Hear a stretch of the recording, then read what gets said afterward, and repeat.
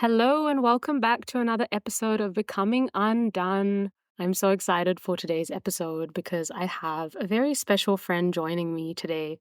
Her name is Michelle Kasey, and I'm going to hand it over to her in a second. But I just want to tell you a little bit about the intention for today's session. So, most of the sessions I've recorded so far for this podcast have been written out beforehand, given some thought, some structure, and I really like doing things like that as well because then I can really put down on paper what I'm wanting to get across. And it's a really cool way of expressing myself through that means. And I've also received some feedback from friends and from clients that sometimes the transmission that comes through when I don't plan what I'm going to be talking about and just allow God to speak through me and the divine to express through me is next level. There's no kind of me involved in it. So I wanted to give an opportunity for something like that to occur today, where God can just work through the both of us and speak.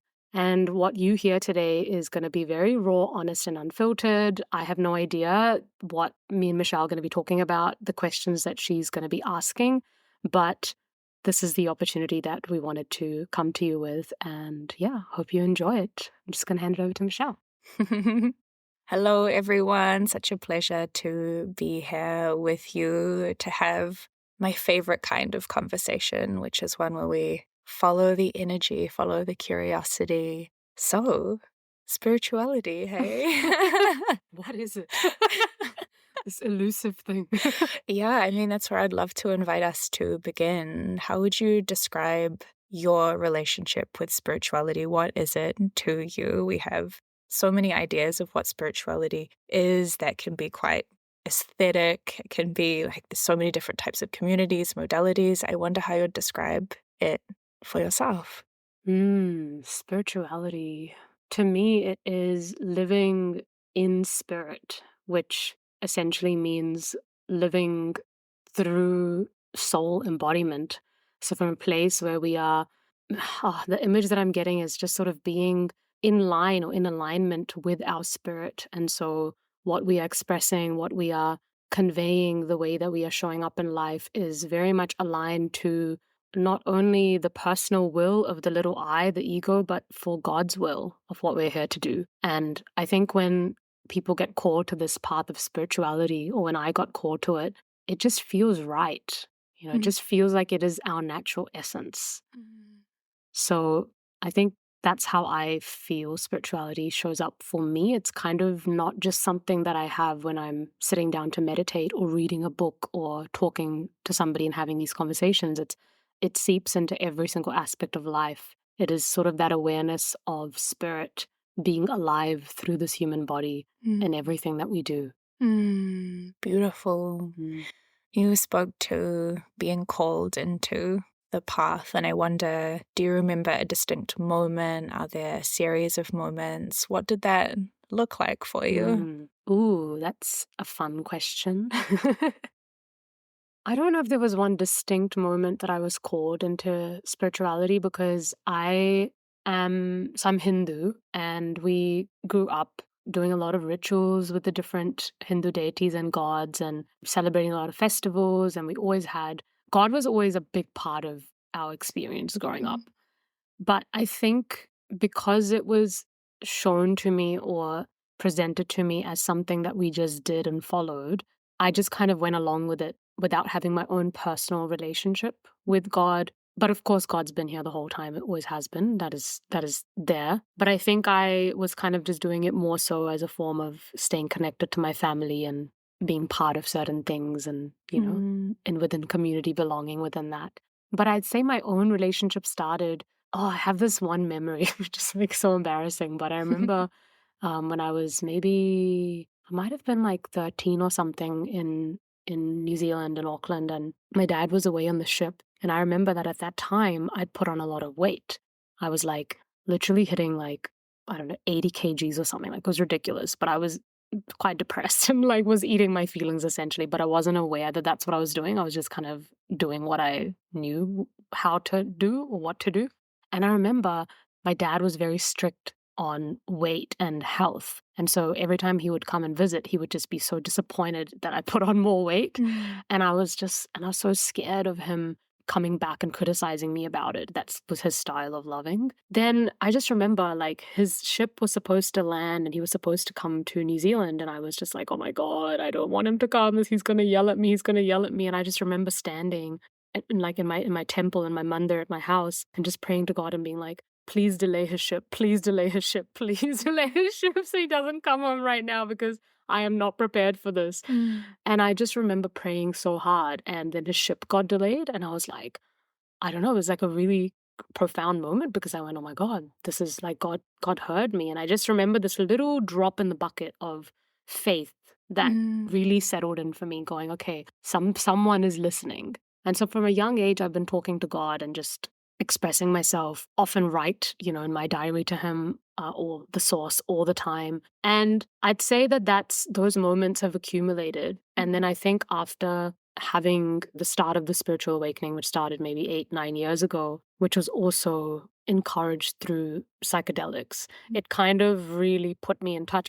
I think it would have been LSD that really made me go, oh, I'm connected to nature, which I'd never felt before. I always felt connected to nature, but not in that way. I really felt connected to everything. And with psilocybin, I was like, oh my God, this is incredible. And then from there, it really got me to, it was sort of like it just opened up something in me. And then I just now feel called to keep exploring, and it just doesn't stop. And it's my most favorite thing.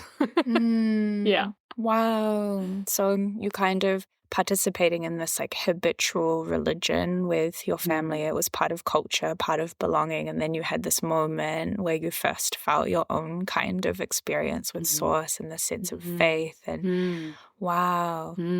I wonder what you observed in your parents' relationship with Hinduism and spirituality. Did you observe it to be similarly habitual as you were practicing at that time? Did you notice something different? Actually, now their relationship feels like it's very firmly rooted in their own experiences. I think growing up, I wasn't aware of what it was. I just thought they were doing it because maybe their parents prayed and celebrated these festivals and had these rituals. So I didn't know. I didn't really think too much about why they were doing it. But today, I see them, like my mom, we've got that thing where for us, God is God. It doesn't matter if it's Jesus Christ or Allah or Ganpati or Shivji. They're all the same to us. Source is source. It's everything is God to us. So we kind of, it's interesting because I think when she prays as well, she's not connecting with God. She's not thinking about that particular deity and going, yep, that's it. Even though they all symbolize something and have the potential to help us experience and cultivate certain qualities in ourselves in this reality. But yeah, I think that they were kind of following along, maybe because that's what their families did at some point. But now it feels very much like they have their own relationship. I see my dad has a very strong relationship with Lord Shiva. And he's got his own personal relationship. Every time I ask him, like, what is he praying for? What is he connecting to? He's just like, nope, that's like my thing. I'm like, okay. Wow. He's just like, and he's just doing it on his own. He doesn't have frills about it. He's just got his own faith and his own trust with what's going on. So yeah, it's been really interesting to grow up in a family where God's always been present, but in different ways for all of us for different reasons. Wow. And I wonder, has it always been God is God in many forms, under many names, with many visuals for you and your family? Or is that something that's unfolded over the course of your journey and your journey as a family? I think for me, God has always been God. From day one, from the first kind of recollection I've had, every time I would pray to God, I would never associate God particularly with an image or anything. I just knew that there was this energy. I just felt it as energy, as source. There was something there that, I've had so many experiences recently where I've realized that awareness, that energy that is within each of us, that is surrounding each of us, that is us, that is a witness of everything that we are, has always been there. And I have just this like knowing about it now. I'm like, wow, it's always been there. This force that's been carrying me through life and always looking after me, regardless of the situations where I felt like I was at rock bottom or I was in my darkest moments. This force, this light has always been there since day one. This light was there before I came into this time-space reality and I was like in my mother's womb, but like I remember, I feel it. It's been there this whole time. Mm. It's just I've forgotten about it a lot. Mm. A lot, and still tend to from time to time, 100%. So what I'm hearing is you have this deep trust in Source, that Source will guide you in the right direction or will guide you well. And at the same time, there have been moments where it's hard to Mm. have faith in that. And I wonder, what has it looked like for you to like come back to trust or come back to the path Mm. in moments of challenge? How have you navigated that? That's such an interesting question because, before it was like, it was me and it was God. And I was like looking to God to be like, please help me in the situation, or I really need you to take care of this. And recently, what I've been experiencing is not the sense of duality of like looking towards God and not kind of going, oh my God, I really need to trust, I really need to surrender. Now it feels a bit like, and this is a new space that I'm in, so it's interesting to even observe it and describe it to you, but I've been observing it internally. It's the space of, I'm not looking, rather than asking for trust, I feel like trust is there, so I don't need to ask for it. There's been more of a knowing of the divine. Yeah, it's weird to put into words, to even say it, but it's like there's a settling of something in me that is, rather than looking for trust or asking for trust, which is what I did all the time. I'd be like, I just need to be trusting. This is a dark moment. I need to be trusting, I'm feeling this and please help me out of this. I'm just like, of course this is going to pass. Of course this is going to be okay. If I was to put it into words, that's what it's like. It's inevitable that it will pass because I feel the light within me more. So of course it's going to pass. But I think in those moments, the thing that helped me honestly was, I think this is a really important thing to say, is that there's no right way of navigating darkness. It just happens however it happens and whenever it happens. And there's no need to figure out how to navigate it or whether there's like an effective way. It's just whatever way comes to each person. So the way that came to me was to just feel the feels, to have the tantrums and be like, I don't want to deal with this. This is so unfair. I went through all of that, probably still will. And then even realizing that through all of that, there's still this light present, which is so unconditional that it does not care about how we respond. Or in fact, awareness and God doesn't even mind if you don't believe in it or trust it, because it is trust. It's like, it doesn't even mind. It's like, yeah, you can say whatever you want. I'm unconditional love. You can do anything. I am unconditional love. I'm not going to abandon you ever. So you can do anything in this world and I'm never going to leave you because I am you. I'm within you. Yeah. Hold on. So what I understood in that is that there was a time where you were looking for trust outside of yourself, and then you moved to this relationship of looking for trust within. And there was almost in both of those stages, maybe the one who was trying to find trust was like the ego, and now you've moved beyond that to something I don't even quite have words for just yet, but there's like a trust just is, and there's this like separation of within, without, and just this like, it just is. Does that feel like a way of understanding that? It's so funny even to be doing this podcast episode because personally in life, I feel right now describing the experiences it's such a ridiculous concept because it's so hard for the mind to be able to fathom, and I know that you and I have had so many discussions in the past of experiences that we've had that we to even put into words what it is.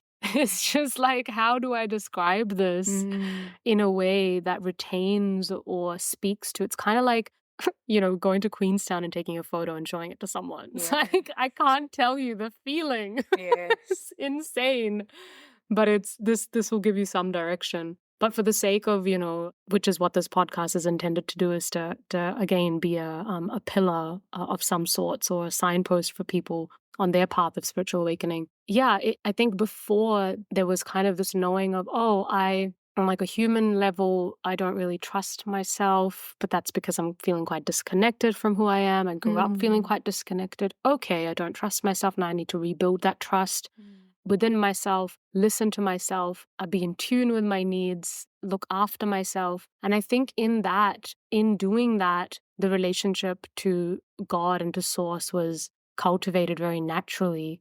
They're not different things, right? They're one and the same. And it wasn't like I was even searching for the ability to be able to like trust and for trust to just be within me or for me to Mm. experience that light more. It just happened. And I think that this is something I heard recently, which really resonated with me, that spiritual awakening and this whole process that we go through is highly impersonal. Mm. So none of this happened because I'm special. It's not like, oh, I'm experiencing more light because I'm special. No, it happens for everybody whenever it happens. Whenever it's God's will, it just happens. Mm. And everyone's path is different of experiencing that.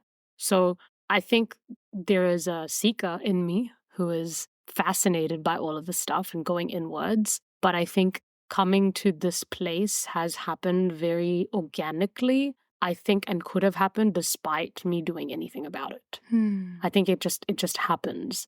So I don't think necessarily we need to be doing all the spiritual practices all the time in order to experience any of this. Mm. For me, it looked like that, and maybe what propelled me to do it more is because of the work that I do as well.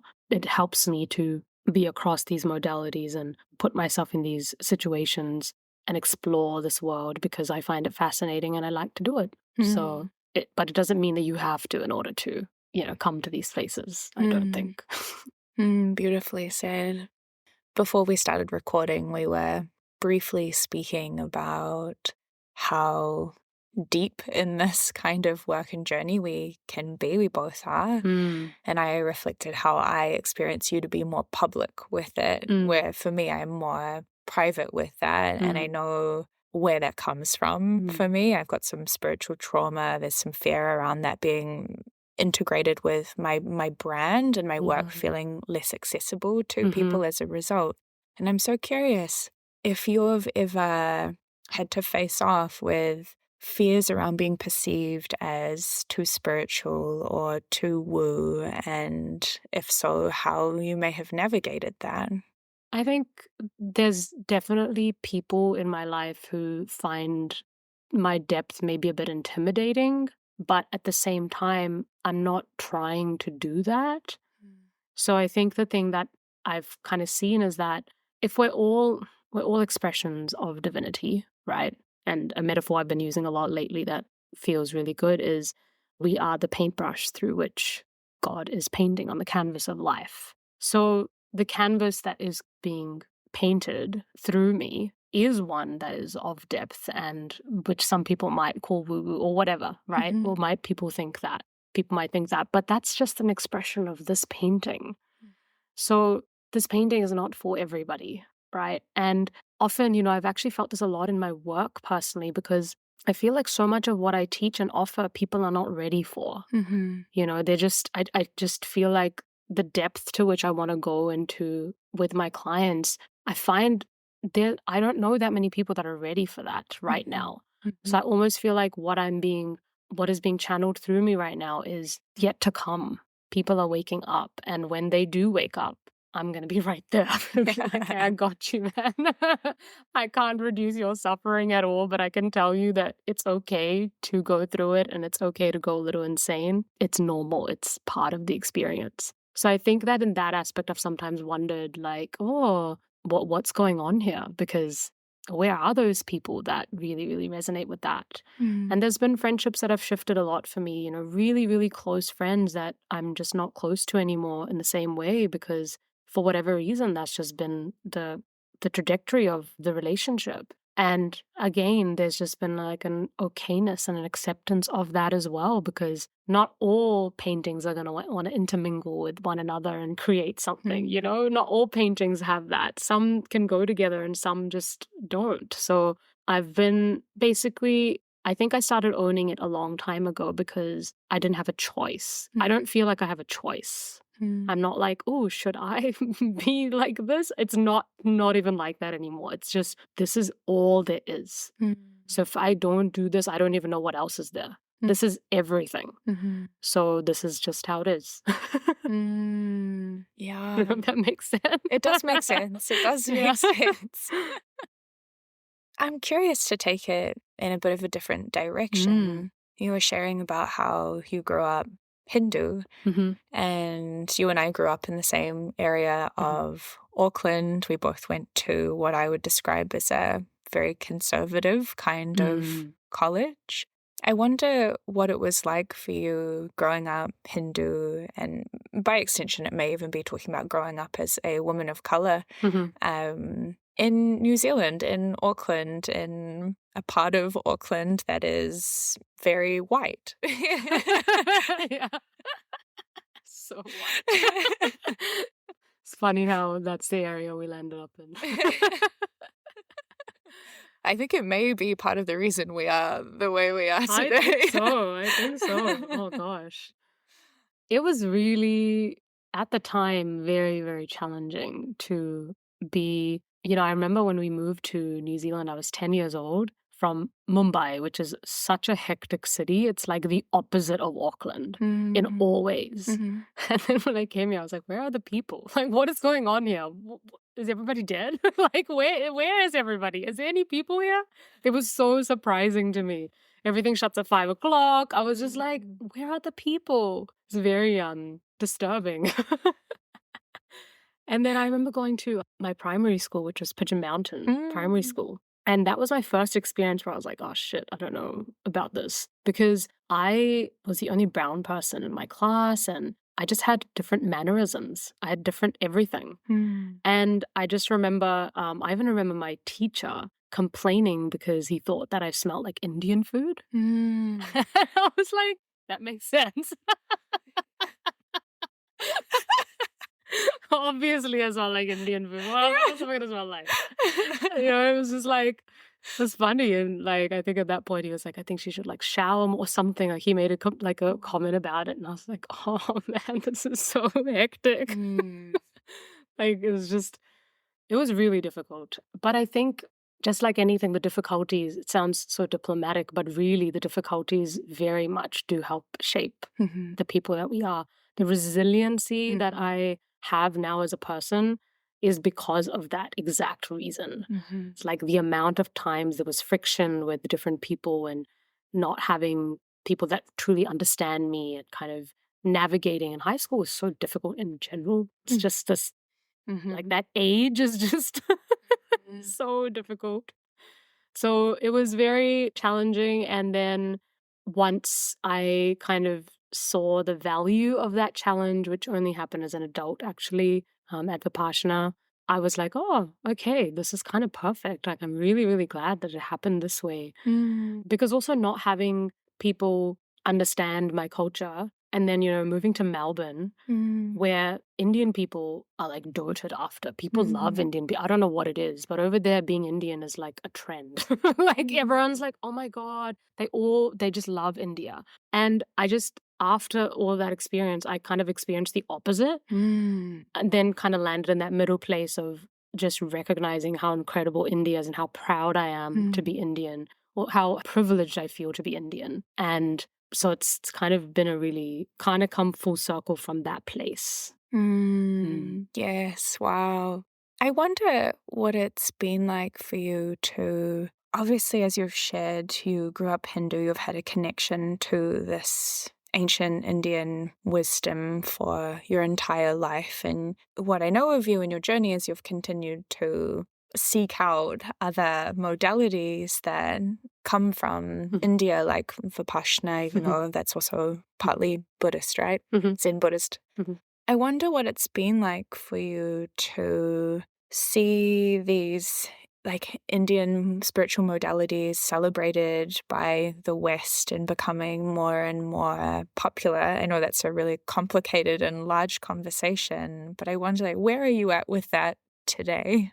I'm happy for them. I'm happy for us. It's Mm. like great. If yoga is being spread and Vipassana and meditation, all these things are being spread all throughout, it's awesome. I'm really happy. And I don't have a stand on, like, I don't get annoyed if somebody shares things in a simplistic way or misses the point. With yoga being, yoga has so many different aspects to it. It's not just the physical postures. Mm.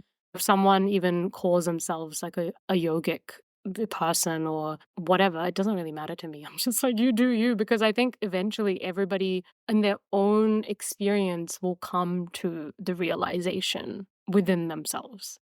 So I don't see it as my job to correct them or tell them what's what if they're finding a way, because I think these practices are so pure that if when you go into them, and I think that's like anything you fully go into eventually will basically spit you back out in a completely different way. It goes inwards and you're out and you're like, whoa, and it humbles you. So you kind of realize on your own volition which direction you want to go to. So I think as a collective, it'll just happen over time where yoga will not just be about asanas, it'll be about everything else, and not everybody will call themselves like a guru or a teacher. Like it'll just happen, I feel. So I don't concern myself very much about that. I don't even mind. It's like you do what's right for you and then find out through the experience. And even if someone is leading people blindly down a path, I'm like, that's okay. Let that happen. I really see it all as just happenings. Let it all happen because it needs to happen clearly. And then when it does happen, only through the happening do we realize what's true for us and what's not true for us, and kind of we tweak it ourselves. Yeah. I love that. I'm curious about, you have roots in India, you have roots in New Zealand. I wonder what it's like for you spiritually to move between these lands. So when you go from New Zealand, and I know you've also had home in Melbourne, as you've shared, when you go to India, like how would you describe the impact that has on your relationship with Source, your spiritual practice? I guess I'm asking from a perspective of, for me, part of my relationship with my spiritual path is like very much connected to the land, and there's something that's really powerful for me about going to Samoa, going to Switzerland. I feel like a lot awakening, a lot shifting, and I'm curious, like, what's your experience like moving between these different places? Oh, it's really wonderful to have two spaces, and I think I've kind of realized that no matter where I go in the world, it has the ability to, that country and that land has the ability to bring out different sides of me. And it's really, really trippy to witness the sides of me that come out in different places and what it brings out for me to experience more of my wholeness within my being. So in India, it's this, it's like she's a very, very loving mother. And she's very, I feel more unconditional love from India than I've felt in any other country that I've been. I feel a lot of like very, very, very held. And that's also because it's the type of country it is. Everything is accessible and people are in service to you all the time. So there's this element of, I mean, it's such a privileged thing, but really feeling like a queen. I really feel like a queen every time I go. And that's because I've had the opportunity to live here and then go back whenever I want to, and have the ability to be within that class that allows me to live that way as well. So from that level, it's like everything is attainable and everything is easy. So in terms of like, while the practical stuff is difficult, like if you say you want to go to the post office, like that's your whole day gone. Like, it's not like it's not easy to live there. But the easiness is in the accessibility of everything, and everything is like a yes. So I could make the most ridiculous request in India of something, and somehow I'll find somebody that knows somebody or figure out how to make it happen. So there's a lot that it has to offer in that way. And yeah, I kind of see that land that way. But now the thing that I've been noticing more recently this year has been that whatever country I'm going to, there's this common theme of it bringing out various sides of me. And that's because that's obviously what I'm also searching for, is I'm consistently reflective of what's going on. But every place I go to, like in Bali, it was completely different. And then in Melbourne, it's completely different. And then in India, it was completely different. And now in New Zealand, I'm just sitting in my room and it's completely different. The amount of awareness and light that is consistently growing and things that are coming up, either to be cleansed or filtered or distortions that are cleared or upleving, whatever you want to call it, is just rapidly happening in whatever country And I think that happens when you're tuned into the land, when you're Mm. tuned into the people. I think it can happen anywhere Mhm. as well. Mhm. Yeah, but I've loved having the experience of both places. It's been really special and has given me a lot of respect for both places. And I think it was when would I last? Maybe 2012, I went to India and I worked there after university for some time in Bombay, stayed at my home over there. And that was the first time I truly understood why we moved out of India.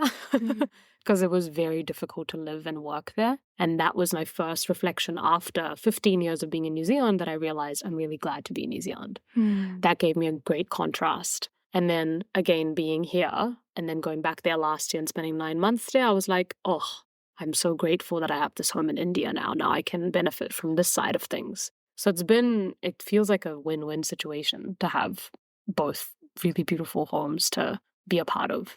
Yeah. Mm. You are so deep, right? As you Hmm. know and own. And, I really hear you sharing how it just is. Like, that's just the painting, the masterpiece Hmm. that you are. And I wonder how you find balance with that. And so I hear how you're so comfortable in the Hmm. depths, right? You're Hmm. like, I don't know, one of those gloriously wise fish that swim at the deep bottom of the ocean. I'm like, hey, what's Yeah. up? One of the ones with like those things where there's the light hanging in front of their face. Just illuminating the path. Like, come join me. I wonder, like, are you like really like you could be at this depth all of the time and that feels like home, that feels Mm. comfortable for you? Or do you have moments of I want some respite from being so self-reflective and so inquisitive? Mhm. And if so, like, what does that look like for you? Hey there, just dropping in with a gentle reminder. You, my friend, are exactly where you're meant to be in this grand tapestry called life. No mix-ups, no coincidences, and absolutely nothing happens by chance. Your soul is always present, embracing you as you boldly navigate this beautiful adventure we call life. Do you feel connected to your soul? In this lifetime, I've been cast as your spiritual guide. My mission? To help you explore the depths of your inner world and unearth the wellspring of genuine fulfillment and joy that lies within. And I have just the roadmap to help you bravely embark on this inner quest. How do you know if you're ready for this? You'll sense it. You'll know it's time when you've exhausted the external search for happiness and are ready to shine a light on your inner world with the same vigor. You'll know. Visit my website to schedule a free consultation. Let's tune into your heart's desires and clear away any obstacles to soul-level fulfillment. I'd be thrilled to meet you. Now, let's dive back into the episode. So, I don't need respite from it because I enjoy it. Mm. It's my way of living, it's my way of being. So I don't feel like I need respite from it per se. But I think what I can tend to do is maybe I'm doing it still, but maybe not to the same level, where I like messing with my own thinking, right? Mhm. Which, for a better word to put it in, is mind fucking. I love fucking with my own mind. It's Mm. really, really fun for me to do that.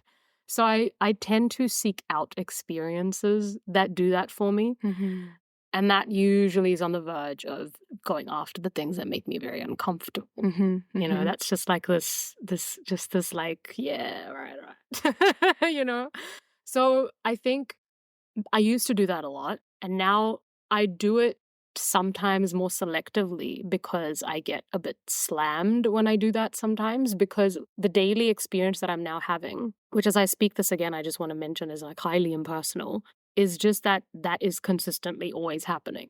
Mm. And I experienced this first in Bali, where I was literally just in my room I didn't go anywhere. And I was having the kind of insights that you would have when you're taking psychedelics or when you're in Vipassana. And I was like, what is going on? I'm not doing anything. I'm not trying to seek this. But the energy of the space that I was in, the experiences that was showing up in front of me, which, by the way, was linked to a cat. There was a cat there that just completely messed with my thinking. Like, so much. I was like, what is going on? So just little things like that, like I can just be lying in bed and it'll just be like a sensation. And then straight away I'm in it and I'm like, whoa, what is that? So I think that got a bit much where I was like, okay, God, I just need a break from this stuff because I can't keep up with, like, I need space to just keep it light and fun and integrate and not, I don't need so many downloads all the time, essentially, right? First, I would seek downloads because my ego would feel really good about it. My spiritual ego would feel very, very good about it. It'd be like, oh, like I have all these downloads. Oh my God, I have all these insights. And because of the amount that they slammed me, I kind of went, okay, I don't want to mess with this. Let this happen when it happens. I'm okay to just be. I just need to be. And because I had this idea that, oh, if I'm in New Zealand, I don't get the same insights because it's a slower country. If I'm here, like I had that impression, but that's not what it is at all. It's no matter where I am because it's actually me. Then I kind of, when I need to just chill, I just don't want to go into this. And so at those times, what I do is I actually just focus on having fun. So I might just say, like, I want to do something light. I just want to, like, how we went to the comedy show. Like, I just want to do something because actually I've realized that is actually as meaningful as having a deep and meaningful conversation. It's not just, and I used to be like that so much where I would, even my friendships would be like, oh, I have to be able to have the deep conversation with the person in order for them to be my close friend because I get bored with small talk or whatever. But now I'm kind of seeing that actually everything is got meaning. And actually it's not about just this being special because it's hitting the spot for me, but actually everything has the ability to hit the spot, even the most mundane things. And now I kind of don't seek out any experiences in the same way. There's a level of playfulness that comes with them as opposed to like, I need to sit and have this because it's become more of my norm. But that's how I would dip out of it as I would will titrate almost, is to kind of go and do something completely unrelated to the thing that I'm normally reading about or learning about or the world I'm immersed in. And in that sense, it allows that experience to hold the same meaning as going into the stuff that I'm doing. So that's kind of how I've been like navigating it, or just go and do things that aren't related to that. But it's funny, even when I don't go out and look for those experiences, they happen anyway, even in those times, because it's just a way of being, right? Yes, I so deeply relate. Yeah, I know. Yeah.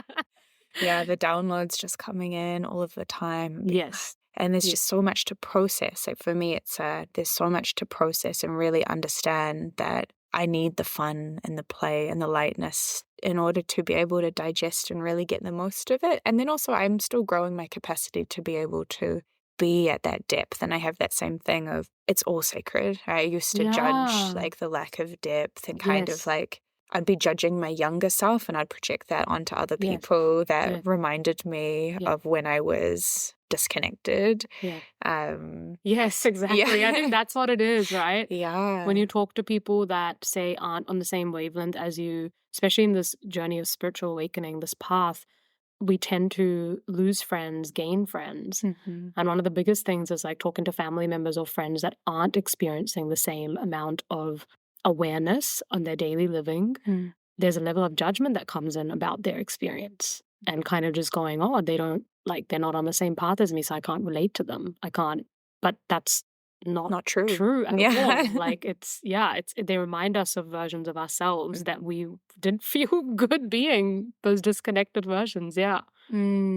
Absolutely. Yeah, and I wonder if this has been a fear for you. So this has been one that I've encountered that this conversation has reminded me of, is that I'm always going to outgrow people as long as I'm on this path. And I think that's true in many ways, and that has been my experience of outgrowing people, and that's okay. And also I can see like where my spiritual superiority or my false narratives that I Mm. can't relate has Mm. created this disconnection in myself and then Mhm. in my relationships as well. And so I wonder, like, is that a fear that you have encountered and how might you work with it? The fear of outgrowing relationships. I don't really see it as outgrowing. I see it as just evolving.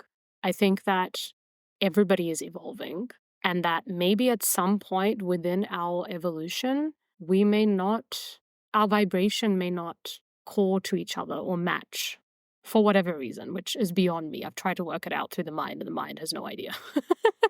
Like, actually, like, I have certain friends that I'm still kind of like, "Oh, I feel sad about this," but at the same time, I understand. I have a very close friend that I was so close to, and she was like a sister to me, still is, but we're just not talking in the same way anymore. Mm. And I'm like, I don't understand why, because we're so similar. But I'm like, clearly there's something going on here. And it's not that I've outgrown her, she's outgrown me, or there's nothing about that. We're just evolving at whatever rate we need to. And right now, for whatever reason, the divine thinks that us being in the same space, and it's not personal again, it's just because of whatever our life experiences have been, and where we are in life and where we tend to go, which is essentially if each of our intentions and roles that God has for us is to return back to ourselves, to come home to ourselves, realize who we are, it's going to take whatever path it needs to take. And so maybe being in the same vicinity as her, or in that same kind of having that same relationship dynamic, would not be the thing that helps us realize who we are. Mm. And so for that reason, always keeping that as a North Star, because that is what it's about ultimately, then life is going to take whatever turn and we just need to go with it. Mm. And so I don't see it as that in terms of personally thinking to myself that I'm outgrowing this person or they're outgrowing me, because then that becomes personal. Mm. Then that adds a sense of like, oh, I don't know. To me, the way I perceive that is like an implication that they're not growing at the same rate as I'm growing. But that's Mm. not true. Mhm. They're growing at their perfect rate for them, and I'm growing at the perfect rate for me. But for some reason, it's not going this way. Mm. But for the other people, it's so going this way. Why? I don't know. I have no idea. Mm. It's like, it's beyond me to figure that out. I have no idea. That's how I've come to navigate the situation. Mm. And even the fear of, I mean, I literally have come to a point now where I am ready to lose every person that I love, Mm. because I know that with all these people that I love hanging out with, if that's not the quickest path for us, it's not going to happen no matter how much we try. So what's the point? Just let it happen. Mm. It's okay. Mm. But I know it's easier to say that, especially because Mm. I'm not in a relationship. It's easier for me to say that. But if I had a partner, then of course that would Mm. be a different level that I would need to come to say that. But that's how I feel about friendships at the moment, Mm. because it's happened a few times now and I have no idea why. And I'm like, okay, so if this stuff is here, then there must be a reason that's beyond what I can know, because I know what the North Star is for each Mm. human. So maybe it's not the quickest way or the easiest way or the most effective way. And maybe we'll find our way back together again, or maybe we won't. But ultimately, because we are on a fundamental level, we can never be separated from each other. We are connected. Our souls are all connected to each other. Mhm. I may, on the human level, lose this relationship, but on a deeper level, there is no way I'm not connected to this person's soul. Mm. It's there, and I'm loving them from that place, even if we're not in each other's lives. Mm. Hmm.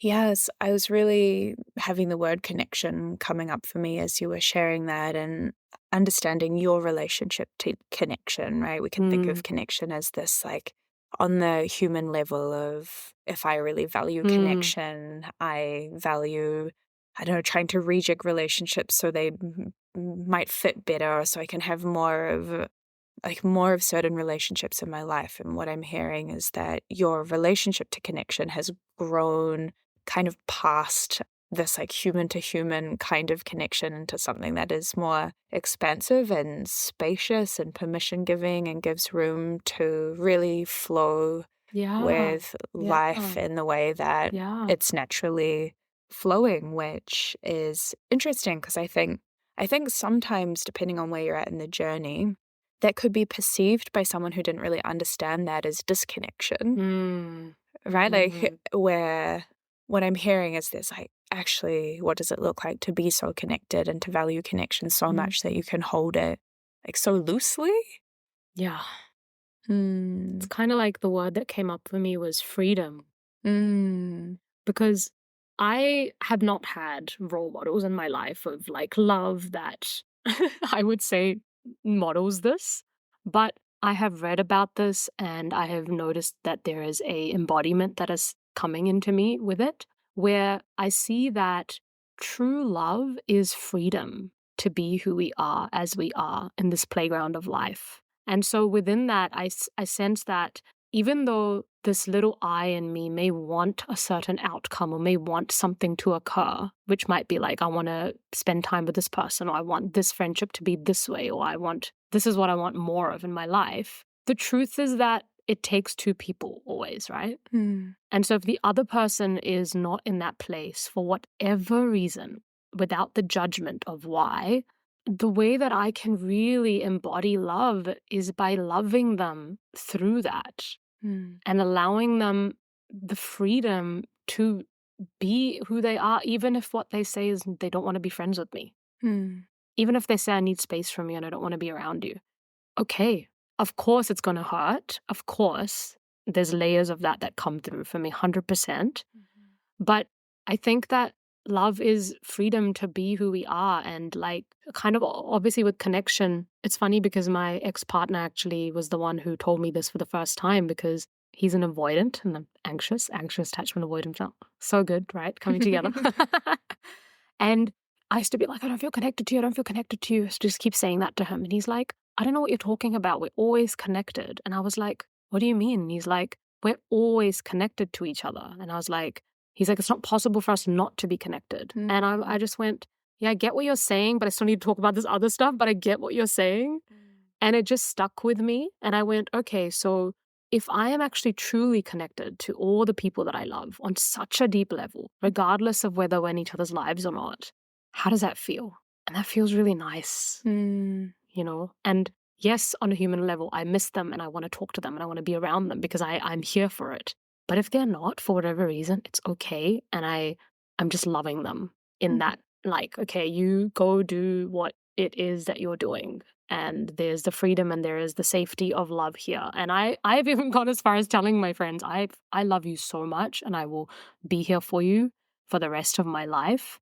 I'm just letting you know. Mm. And then they're just like, and if they still are like, okay, I can't right now, I'm like, it's okay. Because the love I have for you is so deep. We don't need to be doing this Mm. because it's not coming naturally. So it's not coming naturally. It's okay. Mm.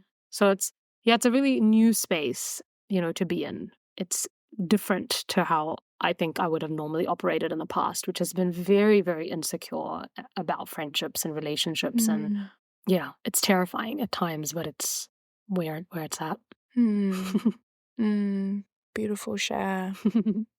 You were speaking to one of your, what I'd call growth edges Mm. there, and I wonder what else might be a current line of inquiry that Oh you're my on God, for Michelle, how yourself. long do you So say? I know there's probably like, Oh my I don't know, God, this is 100,000 such a tabs juicy open. question. How did you know?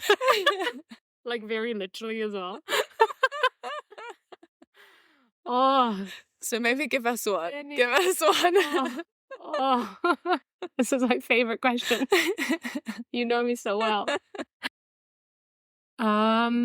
Okay, one really exciting, juicy one at the moment that I have, which I was telling you about, this teacher that I found online who I'm going to have as a guest on the podcast soon. He speaks to the teaching of Advaita Vedanta, which is essentially the teachings of non-duality. Mm. And non-duality is very interesting. Basically, non-duality uses this approach of self-inquiry, where you are essentially going inwards to inquire about, so normally we might say work with the emotion. You might be like, okay, I'm feeling sad or I'm feeling miserable. With self-inquiry, you are asking who is the one that is experiencing the sadness. And then in that moment, just in that brief moment, when you go looking for that in your mind, you arrive at a space of emptiness because there's like nobody there. Right?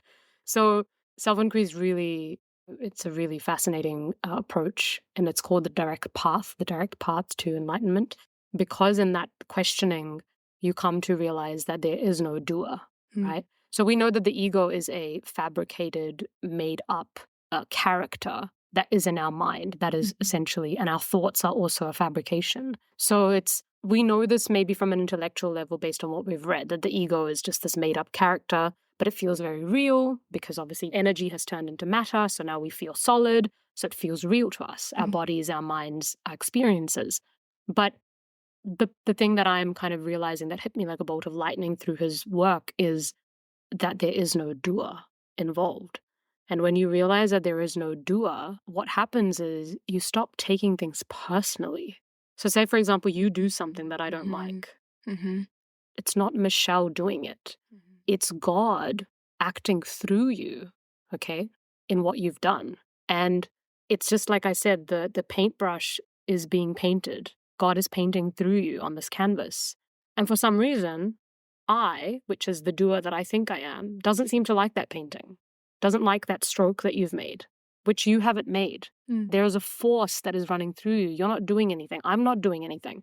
We're not recording this podcast right now. This is happening because it's God's will. This is how God wants to express right now in this moment.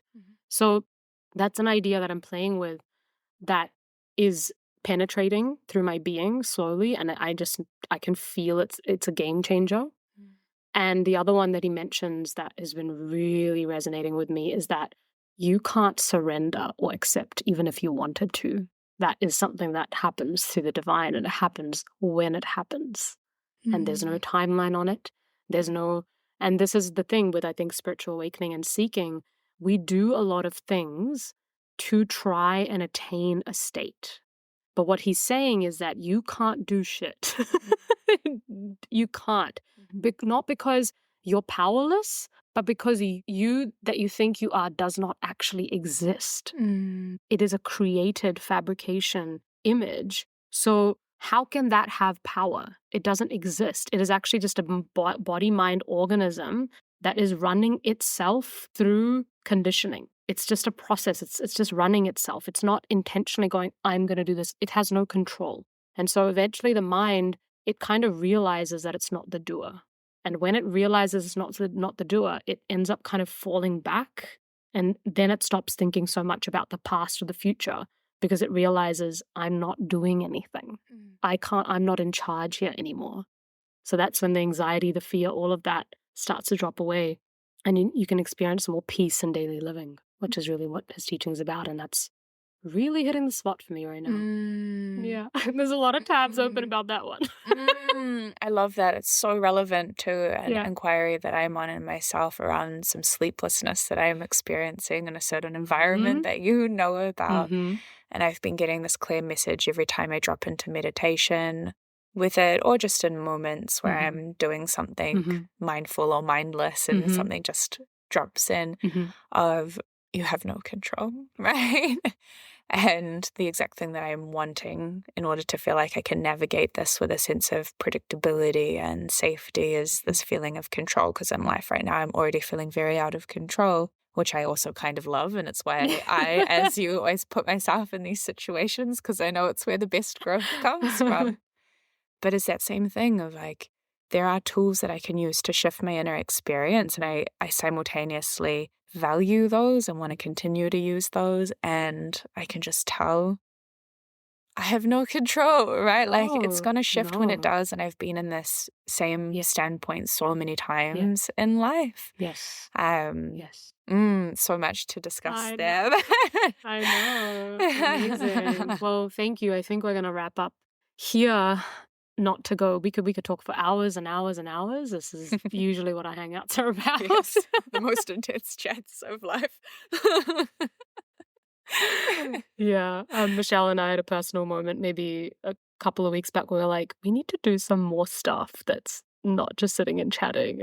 We need to just go out and do something else now. And we did. And we went and watched a ridiculous comedy show. Yeah. And that was feeling so good. And I think that really helped cement that insight of finding significance in those moments that aren't the preferred moments by the ego as being seen as in depth or Mm. significant or whatever it is. It was Mhm. just in the normality of it. Like coming over, chilling with your partner Chris and just hanging out with him and just having talks with him, being around, like just exercising or whatever, just doing anything. It didn't have to be, yeah, it doesn't have to be made special, because then you're implying that the rest of it isn't special, Yeah. which it all is special actually. Yes. Yeah. And to me, it also maps somewhere to titrate to, Yes. right? I think all relationships need this place on the map where you can titrate to when you're in Mm, the depth or the mm, challenge or the heaviness, even mm. if we both value that space so much. Yes. I think when you don't have a dynamic where you Yeah. can easily go to that Yes. place, it takes away a sense of safety that needs to come alongside the depth. Yes. I wonder if you might just briefly explain titration to the listeners. So, titration, if I explain it in an embodied sense, is I find this the easiest way to understand it. So, say that you're feeling sensations of challenge or disease in your body. Commonly, that occurs in the chest, feelings of anxiety or contraction. Our awareness naturally wants to go to where there's the most intensity. And so the practice of titration somatically can look like, well, what happens if you use your awareness to find sensations of lightness, of ease, of safety, of neutrality, and you hang out there, you breathe into that space. Wherever our focus goes, that grows that experience. And so it can give you a bit of a sanctuary. And if you continue to swing back and forth between those spaces, it's like those two experiences can alchemize and it can bring more lightness to that sense of disease. And so, in like a relational sense, right, it is hard. Like you're really comfy in the depth all of the Mm, time, right? And I'm really comfy in depth, but I also need to come out of it because I mm, feel it so mm. intensely. Yes. And it's not, I think there's something that's more like it's a more natural fit for your essence, Mm, right? Where mm. my essence is like very, I don't know, I'm not into astrology, but I feel like there's probably something to do with my Gemini-ness here, Yeah. Yeah. Yeah. Yeah. right? So I'm like, really love the depth, but I really need the light. And that's what feels Yeah. like home to me. And so, like, yeah, it's like Mm, I need to be able to shift between yes. those two. And it actually, they are in harmony for me. Like they work Yes. together. It Yes. doesn't work for me if I am Yeah. always just Yeah. in the depth. I Yeah. don't, Yes. I feel like am lost in the ocean as opposed to weaving in and out of these things that work together. Yeah. Yeah, cool. Yeah, that's been awesome. And it's been good to work with you and that in real time, Mm. just titrate out of those spaces. And I think, again, this comes back to how the divine is always guiding us. If God was speaking through you for my benefit, which is happening, it's to help me see magic in those moments and bring in a bit more creativity into my life in other ways, which happens through our interactions of doing things that are otherwise not just sitting and say having deep conversations. And for you, it is the way that you most effectively can integrate and navigate and Mm. feel those insights. So it's kind of perfect. Mm. The learning of it. Yeah. Yay. But thank you so much for joining and having this conversation. It's been so wonderful to have you here. My absolute pleasure. I love you. Yeah. Love you too.